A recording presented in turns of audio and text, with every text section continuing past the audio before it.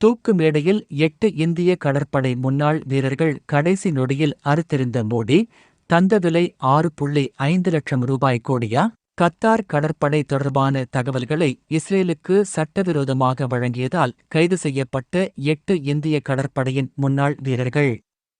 8 இந்திய கடற்படையினரும் சதித்திட்டங்களால் இந்த பொய் வழக்கில் சிக்க வைக்கப்பட்டிருக்கலாம் என்கின்றன வெளியுறவுத்துறை வட்டாரங்கள். கத்தார் நாட்டில் உள்ள தாஹ்ரா குளோபல் டெக்னாலஜிஸ் மற்றும் கன்சல்டிங் சர்வீசஸ் என்ற நிறுவனத்தில் இந்திய கடற்படையின் முன்னாள் வீரர்கள் பெருமளவு பணியாற்றினர். இவர்களில் பலரும் உயர் பதவி வகித்து வந்தனர். இந்நிறுவனம் கத்தார் நாட்டு கடற்படைக்கான பணிகளை செய்து கொடுத்தது.